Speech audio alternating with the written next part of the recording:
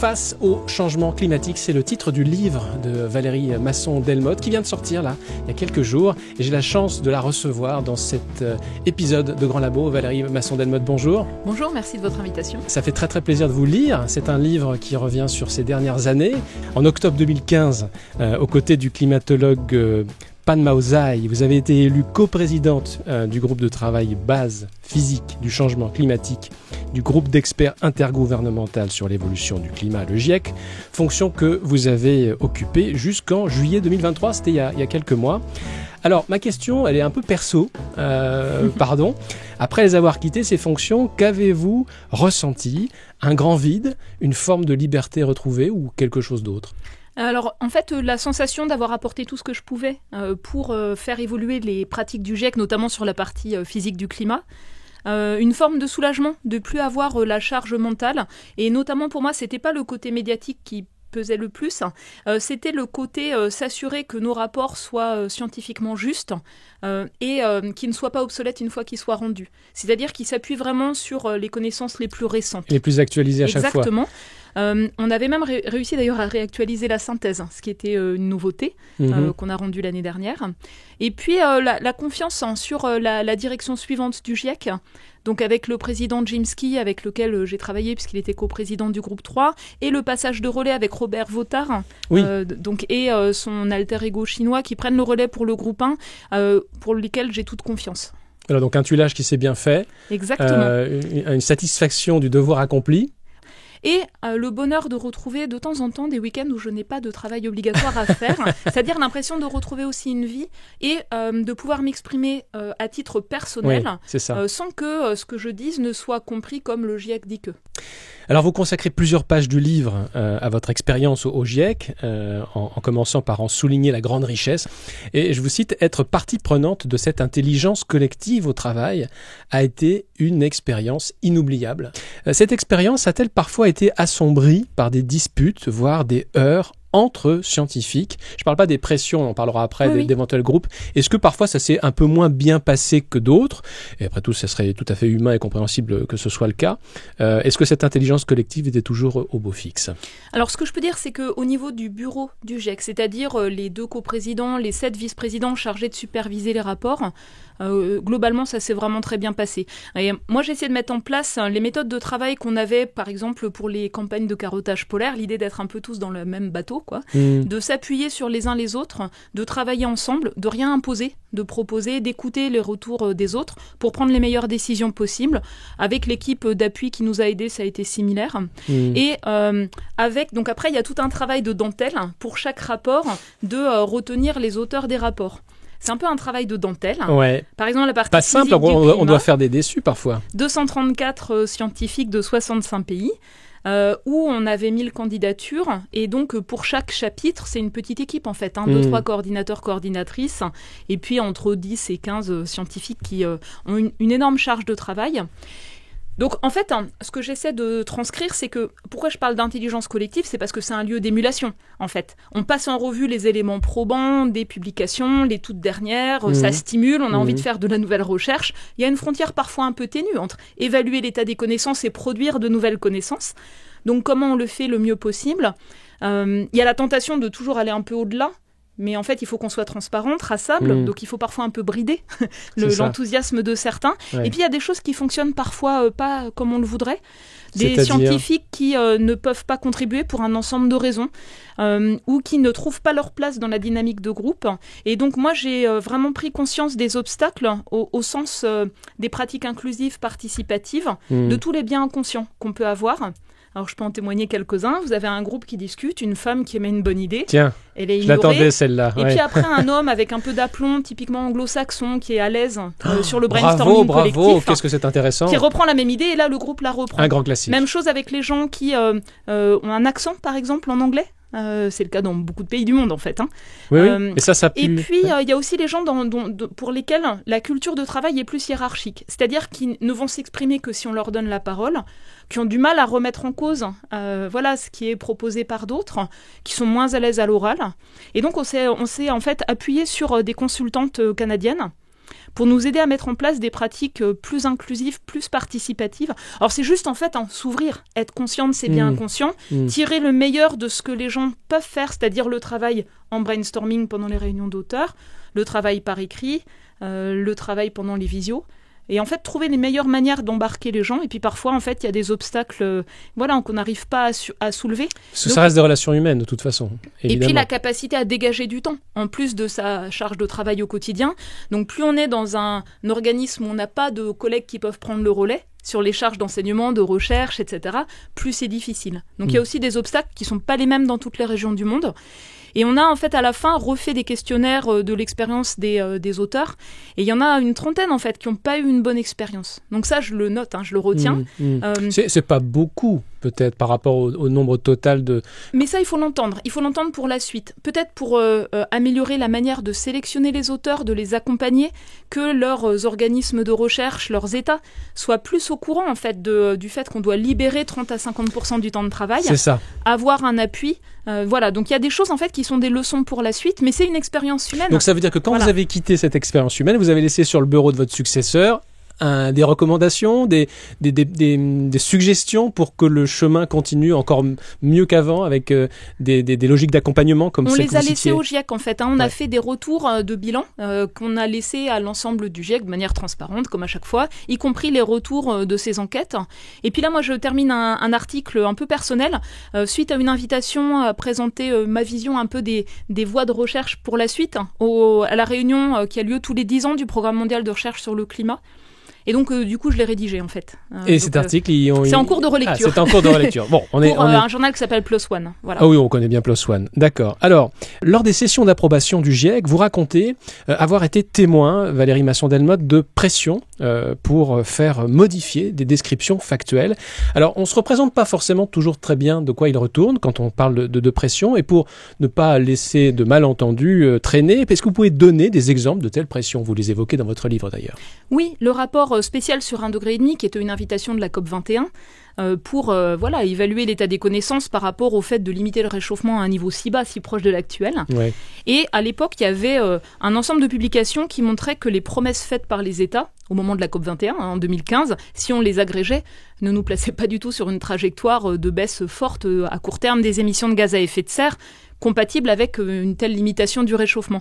Et à l'époque, c'était notamment l'Arabie Saoudite qui a exercé une pression terrible pendant l'approbation, au risque finalement quasiment de la faire dérailler, qui a fini par reconnaître ce constat scientifique qui était dans la littérature très solide, parce que c'est ça la base des rapports du GIEC, sur la base d'approches indépendantes et convergentes. Mais après, qui a tout fait pour torpiller l'utilisation de ce rapport dans le cadre des négociations internationales sur le climat, la COP 24 en Pologne, avec notamment l'appui de la Russie de Poutine, de l'Amérique de Trump et puis du Koweït à l'époque. Vous soulignez dans votre livre que les progrès réalisés par le GIEC pour mieux faire comprendre ces travaux aux décideurs et au public sont nombreux. Il y a beaucoup de choses qui ont été faites, vous en félicitez. S'il fallait encore améliorer cette communication, qu'est-ce que vous suggéreriez? En fait, le GIEC, c'est pour les rapports complets 3000 pages. Personne ne les lit. Ils sont rendus comme des documents PDF, par chapitre ou l'ensemble, difficiles à utiliser. Donc des outils type robot de conversation qui permettent de naviguer facilement avec une question fréquente pourraient les rendre beaucoup plus accessibles. Il y a une société française qui a fait un démonstrateur qui s'appelle Climate Q&A, dont on voit vraiment la qualité avec plusieurs étapes de relecture avec les auteurs des rapports. Mais ça, le brancher directement sur des recherches Internet, par exemple, ce serait très bien. Nous, on avait développé des fiches de synthèse de 2 pages par région, par secteur, un atlas interactif, rendre les données plus accessibles, un résumé pour tous, un résumé pour actuaires, les gestionnaires de risques, sur la partie physique du climat. Donc là, on voit qu'on essaie d'aller vers certains secteurs d'activité. L'Office pour l'éducation au climat, on a fait une adaptation pour enseignants, ressources pédagogiques. Ça, j'imagine que c'est un point que vous évoquez dans l'ouvrage, c'est nodal. Ça veut dire que la nécessité d'acculturer les plus jeunes dès le primaire à ces questions est une nécessité absolue. Donc, alors, c'est d'abord former les formateurs, former les enseignants. Mais c'est ce que j'allais dire. Donc, il faut nourrir au préalable les gens qui vont encadrer ces enfants, qui sont au contact de ces enfants. Et donc, quelque part, il ne s'agit pas en fait d'une communication ou d'une mise à disposition de données. Il s'agit en fait scientifique. d'une traduction ou d'une adaptation pour chaque secteur, pour chaque partie de la société. Et notamment dans ce cas-là, ce sont des spécialistes de pédagogie qui développent des ressources pour que les enseignants soient à l'aise pour pouvoir les utiliser en classe. Parce qu'il y a tout ce travail de pédagogie, de construire les notions, voilà. Et donc on voit que pour aller plus loin, je pense que c'est ce type d'approche qui sera nécessaire, de sorte à rendre accessibles les évaluations. Que vous inspire la remarque de François Gémen, co-auteur du 6e rapport du GIEC, interviewé le 21 mars dernier sur France Inter, qui craint qu'à force de lancer des alertes et d'annoncer la catastrophe, on paralyse l'opinion publique plutôt que de la mobiliser. Je vous propose de découvrir un extrait. Et je pense en fait, au risque d'être un peu provocateur, que ces discours alarmistes et que ces rapports continuels en fait finissent par provoquer une certaine forme d'immobilisme et de lassitude. Je pense que de plus en plus de gens aujourd'hui se disent qu'il n'y a rien à faire. Et le problème de ces signaux d'alarme, c'est qu'ils mettent sans cesse l'accent sur le problème, sans proposer aucune solution, sans montrer qu'il y a des issues possibles. Et donc je crois qu'il faut absolument renverser la table de la communication sur ce sujet. On n'arrête pas de dire aux gens les risques qu'il y a, les risques qui vont se produire s'ils n'agissent pas. On ne leur montre jamais les intérêts et les bénéfices qu'ils peuvent retirer à agir. Et donc, de ce fait, aujourd'hui, l'action contre le changement climatique est perçue comme une contrainte plutôt que comme un projet. Et donc, ça suscite évidemment des réactions d'hostilité qu'on voit très bien en politique. Qu'est-ce que vous en pensez de ça ? Alors, en fait, le contexte de cette interview de François Gémen, c'est le rapport sur l'état du climat de l'Organisation météorologique mondiale qui fait le point sur l'année 2023 avec un record encore de température, de montée du niveau de la mer, de recul de la glace de mer antarctique, beaucoup d'événements extrêmes. Donc, en fait, c'est un diagnostic. Et ce que François souligne, c'est que c'est pas ça qui permet de passer à l'action. C'est à la fois donner sens à ce qui est observé, la part due à l'influence humaine. Sur l'année 2023, s'y est superposée une variabilité spontanée du climat qui joue dans le même sens, qui peut donner à certains l'impression que c'est hors de contrôle, ce qui n'est pas le cas, parce qu'on a l'événement El Niño, par exemple, qui s'ajoute à l'influence humaine sur le climat en jouant dans le même sens. Donc il faut arriver à l'expliquer, parce qu'on a aussi beaucoup de personnes qui sont extrêmement inquiètes de la situation. Et puis, à côté de ça, montrer les leviers d'action, ce qui fonctionne, ce qui est mis en œuvre, et ce qui peut être déployé pour aller plus rapidement. Et c'est vraiment l'angle qu'on avait pris dans les points clés des rapports du GIEC. Donc, à chaque fois, souligner la gravité, les futurs qui seront difficiles à gérer, mais aussi la capacité à agir maintenant et les solutions à construire pour qu'elles puissent être déployées plus tard. La difficulté, c'est qu'on est sur des sujets complexes qui supposent des réponses complexes et nuancées et qu'on a du mal un peu avec la nuance aujourd'hui. Et moi, ce que j'aime bien dans les rapports du GIEC, c'est qu'en fait, par l'impératif de neutralité, le GIEC ne fait pas la feuille de route. Elle est compliquée à trouver dans chaque contexte et à dégager un consensus, parce que c'est de ça qu'il s'agit dans la vie démocratique.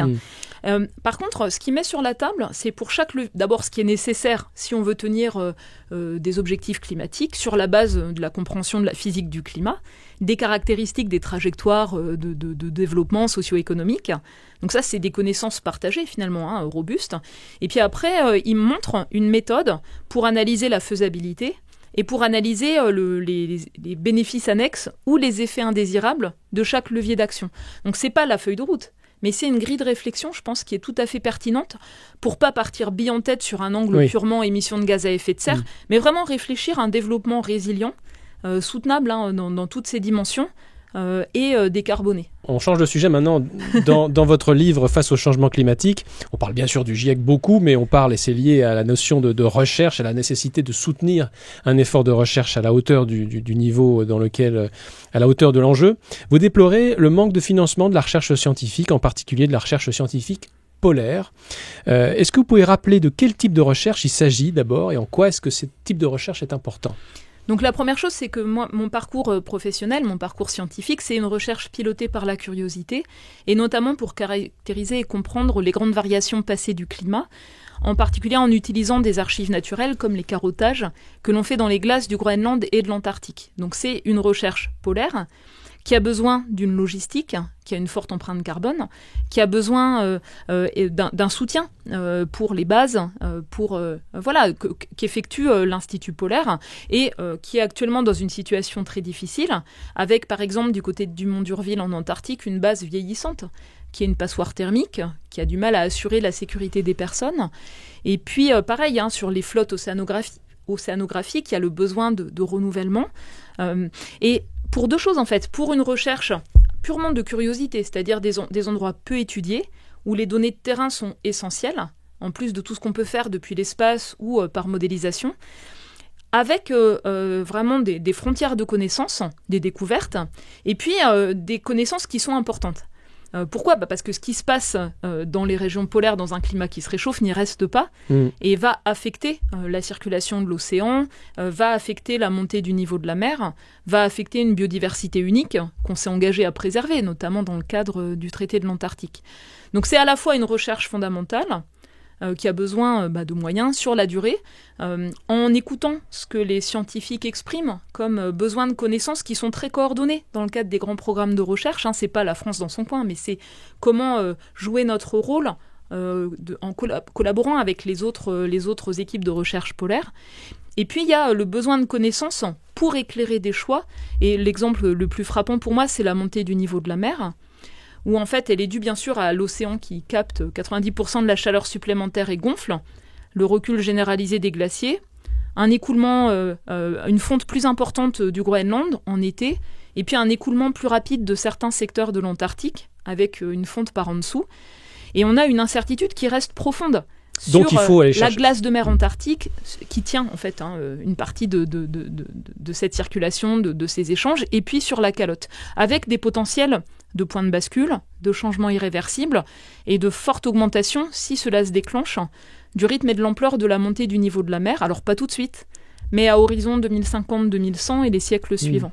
Et du coup, le milliard de personnes, toutes les grandes infrastructures sur les littoraux, ont besoin quelque part de ces connaissances-là, de leur réactualisation, pour avoir la meilleure stratégie de réponse sur la gestion des littoraux. Vous expliquez qu'investir dans la recherche fondamentale est souvent moins coûteux que financer des solutions provisoires fondées sur des informations scientifiques lacunaires. Autrement dit, parfois ça vaut le coup peut-être d'investiguer davantage pour avoir des solutions un peu pérennes, plutôt que de donner mettre plein de sous dans des solutions qui colmatent la brèche provisoirement. En fait, on est vraiment devant des enjeux où parfois on voudrait gagner du temps, garder nos mêmes pratiques sans les remettre en cause, en imaginant qu'on pourra s'adapter dans un climat qui se réchauffe. Et puis on est aussi parfois devant des choix structurels. Par exemple les types de production agricole, ou bien rester sur le littoral ou reculer. Là on est vraiment sur des délibérations profondes. Et donc, on voit bien qu'il y a une pression très forte à maintenir le statu quo en captant de l'argent public pour des stratégies d'adaptation à court terme, mais qui peuvent être limitées et contraintes. Et par exemple, sur le littoral, renforcer des ouvrages de protection, c'est pas la même chose si on arrive à limiter le réchauffement à 1,5 degré, que les calottes bougent pas trop, et qu'on est sur 50 cm autour de ça, de montée du niveau de la mer d'ici la fin du siècle, ou bien si on a un fort réchauffement, qu'on a des instabilités de calotte et qu'on ne peut pas exclure plus d'1 mètre, voire 1,50 m de montée du niveau de la mer. C'est pas du tout la même chose en termes de coûts, en termes d'efficacité d'utilisation de l'argent public et d'une stratégie intelligente, où dans certains cas on va protéger ou gagner sur la mer, mais il y a des limites dures. Voilà, parce que à chaque fois, chaque ouvrage de protection, il est associé en fait à une plage finalement de niveau marin extrême, parce qu'on va devoir à la fois se protéger de l'arrivée d'eau de mer salée lors des submersions pour les tempêtes, et évacuer l'eau de pluie lorsqu'on a des précipitations intenses. Et c'est compliqué de le faire uniquement avec des ouvrages de protection en dur. Et donc quelque part, c'est vraiment une question de meilleure utilisation des fonds publics aussi, de prise de décision devant l'incertitude, et d'une manière agile de se dire voilà à court terme ce qu'on peut faire de plus intelligent. On va peut-être anticiper un repli stratégique dans certains cas et réactualiser au fur et à mesure des connaissances qui vont évoluer. À la page 48, vous expliquez que la marge de manœuvre qui nous reste pour limiter le réchauffement est de 1,5 degré. Au rythme actuel d'émissions, que cette marge de manœuvre sera épuisée inéluctablement en 6 à 7 ans. Certains considèrent que cet objectif est déjà passé de mode, enfin que cet objectif, l'expression est irréaliste et qu'il faut y renoncer. Pas vous. Alors la première chose, c'est que l'étude à laquelle je fais référence, c'est une réactualisation des indicateurs clés de l'état du climat avec les mêmes méthodes que le rapport du GIEC de 2021-2022, mais qu'on a commencé à rendre l'année dernière, donc publié, et qu'on continue à suivre maintenant pour tirer le bilan de 2023. On pense que les rapports du GIEC tous les 6 ou 7 ans, c'est pas assez fréquent par rapport en fait à la situation actuelle, et qu'on a besoin de pouvoir réactualiser scientifiquement, rigoureusement, plus fréquemment. La deuxième chose, c'est, il n'y a pas de nouveauté là. On sait depuis le rapport de 2018 sur 1,5 degré que la marge de manœuvre pour arriver à limiter le réchauffement à ce niveau-là, elle est ténue. Ça voudrait dire diviser par 2 les émissions mondiales de gaz à effet de serre d'ici 2030, quasiment. Elle stagne en fait, elle n'augmente plus très fortement, mais elle baisse pas. Donc on voit bien le décalage entre l'action réelle, les engagements, les nouvelles promesses de la COP28 et ce qu'il faudrait faire. Néanmoins, ce qu'on montre aussi, c'est qu'il n'y a pas un seuil en dessous duquel tout va bien et au-dessus duquel tout est hors de contrôle et dramatique. Quand on regarde les risques, on voit bien que chaque dixième de degré compte. Et donc, si on se dit, voilà, 1,5 degré, on n'y arrive pas, on laisse tomber, et puis on vise 2 degrés, puis on n'y arrivera pas, et dans ce cas-là, on aura quoi ? C'est aussi cette question de se fixer des objectifs. En fait, il ne faut rien lâcher, parce que si on commence à lâcher 1 millimètre, on risque d'abandonner complètement le combat. Si on ne se fixe pas des objectifs ambitieux, on risque de ne pas du tout agir à hauteur des enjeux. Si on se fixe des objectifs trop ambitieux, et que ça n'est pas faisable, politiquement, c'est difficile à assumer. Et ça, c'est le défi qui est là aujourd'hui. Donc, c'est d'ailleurs l'ensemble des pays, c'est pas les scientifiques qui ont dit 1,5 degré. C'est l'ensemble des pays dans l'accord de Paris qui ont dit objectif, limiter le réchauffement largement sous 2 degrés, aspiration à le contenir à 1,5 degré, sans vraiment dire comment et quand, c'est-à-dire ça peut être un dépassement et puis le stabiliser en fin de siècle à ce niveau-là, par exemple.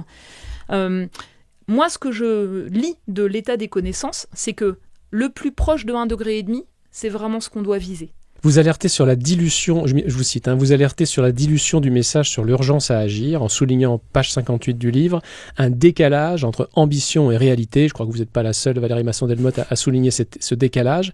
Selon vous, à quoi tient ce décalage finalement ? Puisque le consensus sur l'état de la planète semble, au moins en Europe peut-être, enfin admis par les décideurs politiques, qu'est-ce qui rend si difficile, voire impossible, des prises de décision organisées et massives ? Alors, je caricature, évidemment, des choses se font, je ne suis pas en train de dire qu'on n'a rien fait depuis 15 ans, mais peut-être pas à l'échelle. Il y a des choses qui avancent, il y a un certain nombre d'obstacles. Donc les obstacles, c'est à chaque fois les autres crises, les autres urgences qui ont tendance à détourner le regard des transformations de fond apportées par rapport aux enjeux climat, mais aussi biodiversité, ressources, inégalités. C'est pas le seul défi. L'enjeu, c'est d'arriver à le prendre en série et avoir un cap qui soit clair, en plus des autres crises à gérer dans l'urgence. Il y a quand même toujours un défaut de littératie climatique. C'est-à-dire comprendre les causes, les conséquences, les leviers d'action. Pour moi, c'est assez frappant. Et je rencontre en permanence... Qu'est-ce que vous entendez par literacy ? C'est-à-dire culture générale Culture générale, voilà. Et je rencontre en permanence des gens brillants qui sont amenés à prendre des décisions complexes devant l'incertitude. Et je suis toujours stupéfaite du manque parfois d'appropriation de ces connaissances-là. C'est-à-dire la démarche personnelle qui vise à se poser la question dans mon cadre professionnel, dans les choses auxquelles je tiens. Voilà. Qu'est-ce qu'on peut faire ? Quels seront aussi les obstacles pour l'adaptation ? Quels sont les leviers d'action qui peuvent permettre d'accélérer ? La démarche personnelle de réflexion, pas les éléments de langage. Voilà. Et il y a encore cet obstacle-là. Il n'est pas suffisant. C'est pas la littératie climatique seule qui conduit au passage à l'action. Enfin, ça suppose. C'est nécessaire d'avoir des gens qui sont un peu nécessaire, mais pas suffisant. Oui.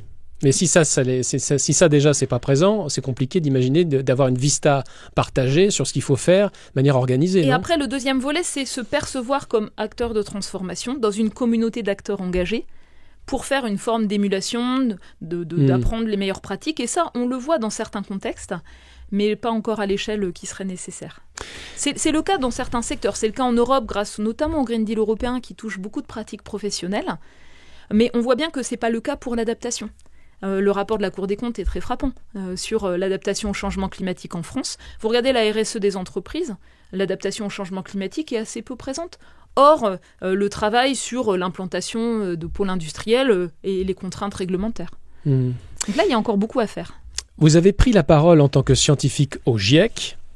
Vous avez pris la parole en tant que citoyenne, notamment au moment de l'annonce de la dissolution des soulèvements de la Terre. Est-ce que vous vous demandez parfois s'il n'est pas temps de prendre la parole en tant que femme politique ? Oui, c'est pas la première fois qu'on vous pose la question, mais je vous la pose. Vous avez été approchée pour devenir ministre, vous n'en parlez pas dans le livre, mais vous l'avez expliqué dans cette interview au Monde, vous aviez refusé. Est-ce que vous regrettez parfois ce choix ? Moi, j'ai eu la chance d'avoir une expérience d'être élue dans la petite ville où j'habite, dans l'Essonne. Oui, mais c'est pas ma question. Dans un conseil municipal pendant 6 ans. J'ai mesuré, en fait, D'abord, à quel point il y a un besoin de culture scientifique sur un ensemble d'aspects dans le monde politique, et ensuite à quel point c'est prenant. Donc j'ai beaucoup de respect pour ceux dont c'est un engagement, pas forcément un métier, mais un engagement qui prend la plupart du temps sur une période donnée. Donc à mon sens, s'engager sur une fonction de responsabilité politique n'a de sens que si on participe à construire un projet. Et qu'ensuite, on a un mandat associé à un projet qu'on a contribué à construire, avec lequel on est en adéquation. Si c'est pas le cas, le risque, en fait, c'est d'être très vite contraint par d'autres priorités, par les ressources, par des stratégies qui ne sont pas forcément celles associées à mes valeurs. Pas de regret en ce qui concerne. Donc, j'ai pas de regret. Okay. Et je pense que j'ai pas assez le sens du compromis ou des coalitions qui peut être nécessaire. Alors, ça, je vous crois pas, Valérie Masson-Delmotte, parce que quand on a été, comme vous, coprésidente du GIEC, le sens du compromis, on l'a. Non, dans un monde scientifique, où on est attaché à la rigueur, aux éléments probants, c'est pas la même chose dans la vie réelle. C'est pas la même chose. Si demain, on vient vous voir et on vous dit, Valérie Masson-Delmotte, on a besoin de vous pour être ministre de la transition écologique dans un gouvernement qui serait autre que celui qu'on connaît aujourd'hui. Je vous parle pas de couleur politique, je parle de nature d'engagement là. J'ai bien compris. Vous dites quoi? Vous dites ça vaut le coup? Si je participe à l'élaboration du programme, ça vaut le coup? Il faudrait que je me sente en phase avec un parti politique, ce qui n'a pas été le cas jusqu'à présent, à mon grand détriment. C'est ce que j'expliquais à mes étudiants ou mes filles. J'ai jamais, moi, voté par adhésion. Je vote toujours parce que mes grands-mères se sont battues pour ça, parce que c'est un droit important. Je défends la liberté d'expression et de contestation, même avec laquelle je ne suis pas d'accord. C'est un point important dans la vie démocratique, avec des menaces importantes, même sur la liberté d'expression académique, ou les formes de désobéissance pacifique dans des pays voisins. Il suffit d'aller regarder au Royaume-Uni. Je ne suis pas certaine que ce soit la meilleure manière d'engager l'ensemble de la société. Mais moi, jusqu'à présent, je n'ai pas trouvé un groupe de personnes dans lequel je puisse me projeter pour construire ensemble. Je comprends. Et ça, je pense que c'est ça le gros obstacle, ouais. Et je pense que c'est largement partagé. Mais c'est une des raisons, je pense, de la désaffectation sur la vie politique, en fait, et les votes. Et alors, ma question, dans la question, est-ce que cette question-là de votre engagement politique, c'est une réflexion que vous continuez à avoir, mais sur laquelle vous n'avancez pas, parce que comme vous l'avez indiqué très clairement, il n'y a pas d'offre politique dans laquelle vous vous retrouvez? Oui. Ou est-ce que vous l'évacuez parce que de toute façon, vous ne vous sentez pas femme politique? Vous voyez, c'est pas la même chose. Alors, je me sens pas femme politique, je me sens plus à l'aise dans le monde de la production de connaissances. C'est mon écosystème à moi. Par ailleurs, vous savez qu'il y a eu des grands scientifiques dans l'histoire j'ai quand même énormément travaillé de 2015 à 2023 pour la préparation des rapports du GIEC, et j'ai besoin d'avoir du temps pour mes proches aussi. Et je pense que ça, ce sont des formes aussi d'implication où il ne faut pas compter son temps. Et il y a des moments dans la vie où on est plus ou moins disponible. Là, je suis un peu moins. J'ai une question que je ne vous ai pas posée, mais qui concerne aussi le lien entre scientifique et politique, pour le dire très vite.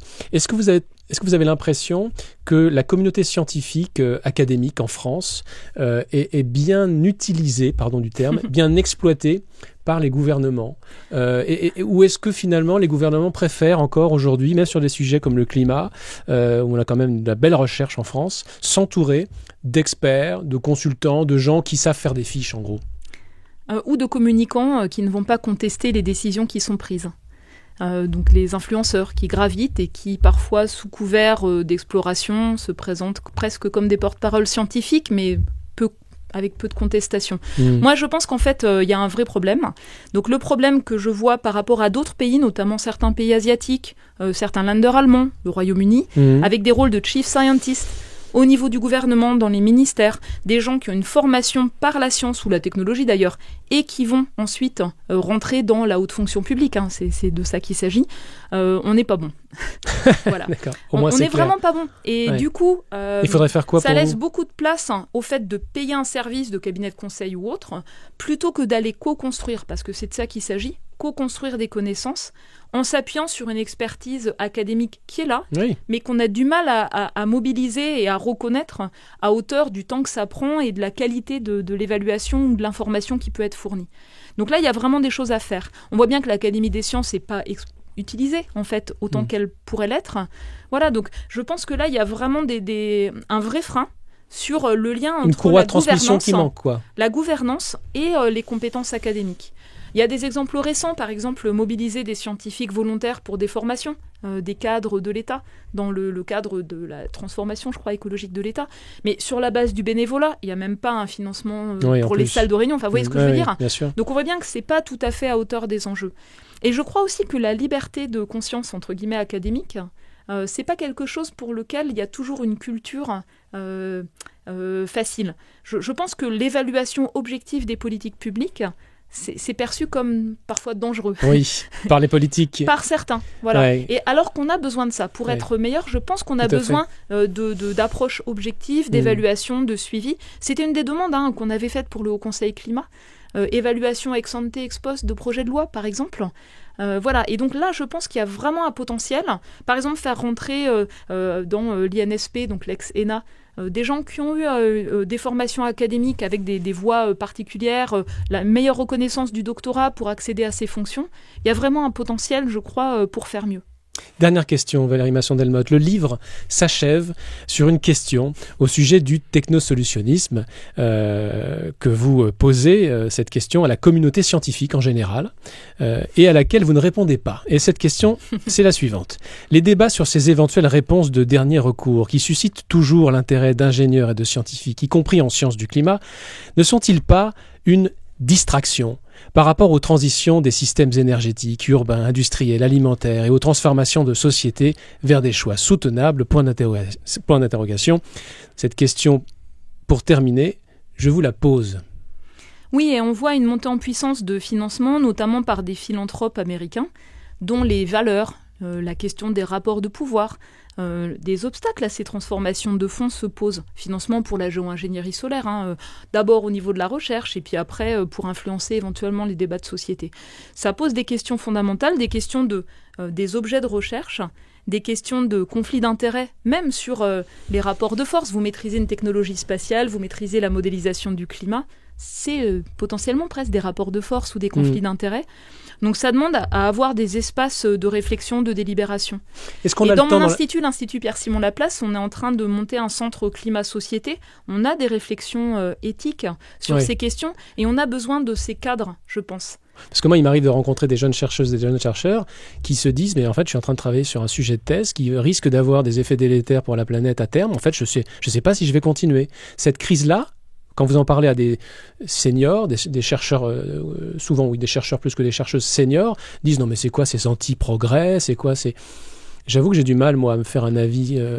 D'où l'importance de la réflexion éthique collégiale. Oui. Moi, j'ai beaucoup apprécié les rapports, par exemple, du comité d'éthique du CNRS sur l'importance de l'engagement des scientifiques. C'est presque, en fait, un encouragement à s'engager en réfléchissant à son rôle, à la manière de le faire, d'une manière déontologique, mais aussi la réduction de l'empreinte environnementale de la recherche. Et dans les laboratoires, le point qui fait le plus débat, c'est pas la réduction superficielle, c'est une sorte de course en avant sur les moyens de la recherche, les outils qu'on utilise, l'utilisation des résultats de la recherche, donc sur le fond. Et pour ça, on a besoin de cadres de réflexion.